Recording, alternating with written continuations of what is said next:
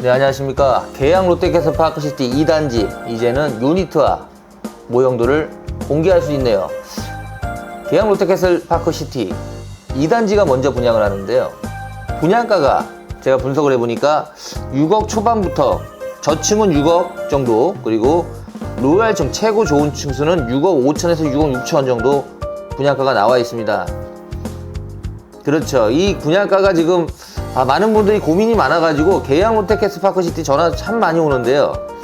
제가 이런 느낌을 받습니다. 제가 컨설팅은 다 일일이 다 해드리고 있습니다. 근데 분양가가 비싸냐?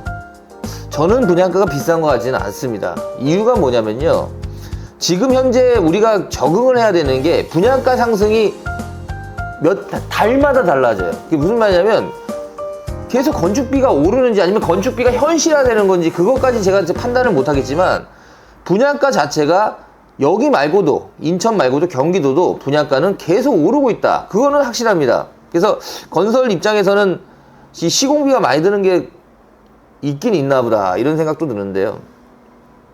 계양 롯데캐슬파크시티가 분양이 끝나고 만약에 계양에 또 다른 아파트가 분양을 한다면요, 이거보다 분명히 분양가는 비쌀 수밖에 없다. 저는 이렇게 보는데요. 그러면 여기가 1단지, 2단지 합쳐서 3053세대잖아요. 단지 규모가 크고, 그리고 요번에 분양을 처음에 시작하는 건 2단지입니다. 1단지는 나중에 합니다. 근데 2단지는 84제곱미터만 단일 평수기 때문에 1089가구 대단지죠. 그래서 1단지, 2단지 합쳐가지고 3053가구이기 때문에 단지 규모에서는 계양에서 가장 크다. 이렇게 말씀드리고 싶네요. 계양 롯데캐슬파크시티의 장점이 뭐냐면, 이 강남, 강북도 이어주는 GTX, 이 GTX가 D노선, E노선, 그리고 인천 교통혁신이 되는 서울 지하철 2호선 연장, 이게 중요합니다. 서울 지하철 2호선 홍대로 빠지는 홍대선, 그리고 천마산 어린이 물놀이장을 집합해 볼 수 있는 공세권이고요. 롯데캐슬 브랜드 3053세대, 교육 환경이 우수하다, 완벽한 생활 인프라, 홈플러스 이마트, CGV, 대형 병원, 피트니스 센터, 실내 골프장, 다이닝 카페, 스트리밍 시네마, 북카페 등 다양한 커뮤니티 시설도 있다는 것도 장점입니다. 청라국제도시, 부평구, 미추홀구, 인천 시내 이동이 편리하고 서울 강서구 차량 30분대에 이동이 가능하기 때문에 서울 접근성, 마곡이나 아니면 여의도까지 출퇴근은 가능한 거리에 있다. 이렇게 말씀드리고 싶습니다. 서인천 IC, 부평 IC 통해 경인고속도로를 이용이 편리하다. 이렇게 보시면 될 것 같고요. 모든 인프라가 이제 뭐 계양 신도시 자체가 아직 계양지구가 발전이 그렇게 빠른 편은 아니에요. 사실 그거는 누구나 인정하고, 저도 제가 가봤을 때 아주 좋은 지금 깨끗한 도시는 아니구나 하는 생각은 좀 드는데, 계양의 미래는 좀 밝다. 저는 이렇게 보고 있습니다. 일단은 지하철 노선이 다 들어와야 돼요. 특히 홍대선 지하철 2호선이 빨리 지금 착공을 해서 움직여야 되는데, 계양 롯데캐슬파크시티의 프리미엄이 어떻게 될 것이냐, 이 부분에서 많은 분들이 관심이 많은데요. 저는 이제 이렇게 봅니다. 이게 한 3년 후에 입주잖아요. 어차피 지금 바로는 아니기 때문에 지금 현재보다는 2, 3년 후에 어떻게 부동산 시장이 바뀔 것인가를 예측하는 게 정확히 맞다. 이런 표현이 맞는데요. 신축 아파트는 지금 현재 상황에서 착공 물량과 이런 거 봤을 때는요, 2, 3년 후에 신축 아파트를 찾는 수요가 공급보다 많을 것이다. 그러니까 신축 아파트 인기가 많아질 건 확실합니다.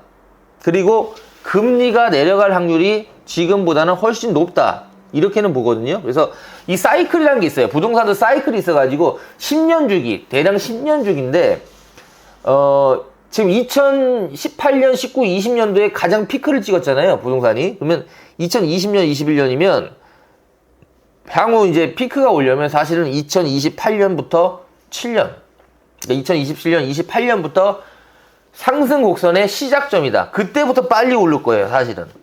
지금 막 2, 3년 후에 폭등하냐, 이거는 제가 솔직히 말씀 못 드리겠지만, 한 2년 후에 2026년, 27년 정도부터 시작을 해서 28년, 29년에 대단한 상승을 한번 보일 거다.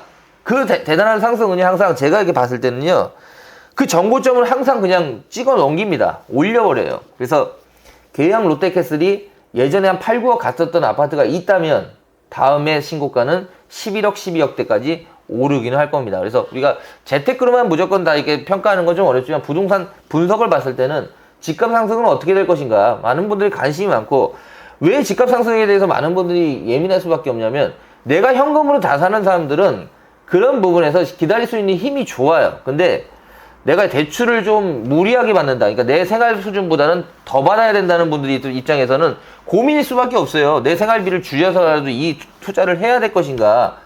그런 말씀을 하는데, 향후 2년, 3년 안에 큰 폭등이 오기는 좀 힘들지 않을까. 저는 그렇게 생각을 합니다, 사실. 근데 한 2027년, 28년부터 상승 곡선은 반드시 오게 돼 있다.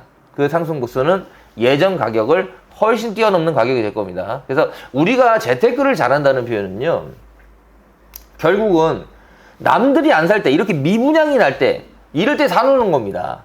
어디에 사나요? 좋은 자리에. 그 지역의 랜드마크가 될 수 있는 아파트를 사는 게 유리해요. 분명히 유리합니다. 그게 제일 많은 큰 상승을 보이고요.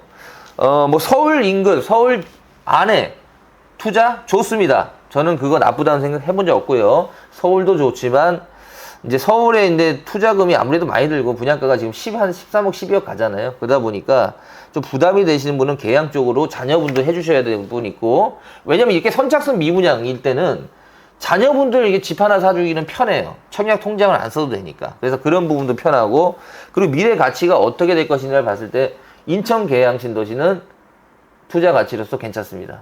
나쁘지 않을 겁니다. 그게 저는 보고요. 그렇죠. 그러니까 이거를 가격대를 다 맞춘다는 거는 현실적으로 어려워요. 그건 어떤 사람도 못 맞춥니다. 저도 부동산을 오래 했지만 투자를 해본 경험에서 봤을 때는 저도 그냥 어느 정도 시점에서 이 정도면 되겠지 하고 사는 거지, 이게 내년에 폭등할 거야, 내후년에 폭등할 거야, 그런 예측은 현실적으로 어렵다. 이유가 뭐냐? 일단은 금리 영향이 부동산에선 70%다. 금리가 내려가면 무조건 집값이 오르고 전세가가 뛰어요. 그거는 제가 틀려본 적이 없던 것 같아요. 근데 그게 무조건 바로 반응하냐? 그것도 아니에요. 1, 2년 있다가 반응할 수도 있고 3년 있다가 반응할 수도 있기 때문에, 그 시건 조금 또 부동산 또 규제 완화 이런 부분도 있기 때문에요. 뭐 저희가 예측하는 분야가 조금 다를 수밖에 없다. 현실적으로 이거는. 그렇기 때문에 그거는 맞추기가 어렵습니다. 어떤 정부가 오느냐. 예전에 문재인 정부도 그렇지 않습니까? 부동산 규제를 오히려 강화해가지고 다주택자들 억압했지만 결과적으로 부동산 집값이 폭등을 하는 결과가 왔어요. 물론 그것 때문에 온 거라고 다 말씀드리기는 어렵지만 금리 인하도 분명히 있었죠. 그러나 우리가 예측하는 거하고 결과치는요 달라져요.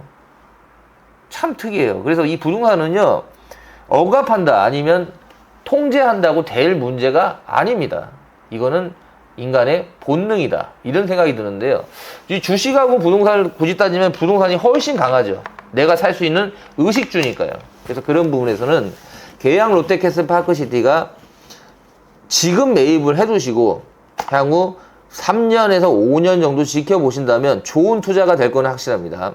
근데 이제 전매할래, 나 이거 입주 전에 팔래, 이런 분들 있잖아요. 그런 분들한테 말씀드린 건 지금 상태에선 큰 차익 나오긴 좀 어렵다, 현실적으로. 근데 뭐 안정적인 투자, 내가 이걸 계약금 10% 넣어가지고 한 6,500만 원 정도 넣었을 때 한 5천만 원 정도 차익은 날 수 있다.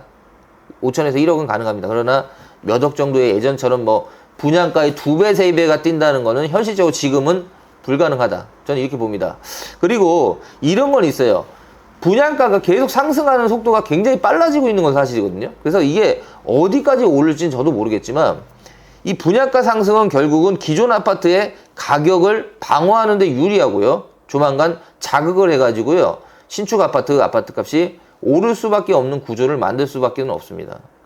그리고 요즘 제가 보니까 10년 된 아파트랑 요즘 아파트 모델하우스 가서 보시면 아시겠지만 완전히 달라요. 84제곱미터가 완전히 다릅니다. 그만큼 정말 구조가 좋아지고 신축 아파트 살고 싶은 마음이 누구나 있겠다는 생각은 듭니다. 그만큼 친환경적으로 좋게 만든다. 그거는 확실한 것 같습니다. 입주자 모집 공고 2024년 4월 19일, 특약 공급은 4월 29일, 1순위는 4월 30일 하니까요. 이제부터 시작합니다. 시작하고 저희가 지금 현재 이 계양 롯데캐슬 파크시티의 동호수나 이런 것도 컨설팅도 해드리지만 어떤 전략을 가져야 되냐, 앞으로 투자 방법을 어떻게 준비해야 되냐해서 저희도 준비를 하고 있으니까요. 전화 주시면 제가 상실히 답변 드리겠습니다. 부담 없이 전화 주십시오.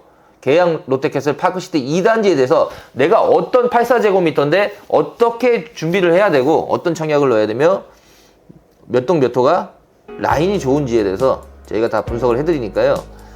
전화 주십시오. 그리고 지금 현재 흘러가는 동영상 보이시죠? 구조 자체는요, 모형도를 봤을 때 3000세대가 되기 때문에 단지 규모가 상당히 크다. 전마산 바로 밑에다. 이렇게 보시면 될 것 같고요. 평지입니다. 거의 평지이기 때문에 아파트 자체의 퀄리티는 굉장히 좋다. 나쁘지 않다. 이렇게 보고요. 아파트 이제 유니트를 보시면 아시겠지만, 유니트는 제가 느낌에서는 뭐 엄청 고급스럽다. 아니면 뭐 그런 건 못 느꼈어요. 사실 그냥 기본적인 요즘 아파트의 전반적인 그 정도의 느낌이라고 봤습니다. 저는. 그래서 계양 롯데캐슬 파크시티 2단지 전략과 앞으로의 투자 계획 궁금하시면 연락처 보이시나요? 전화 주시고 상담해 주십시오. 감사합니다.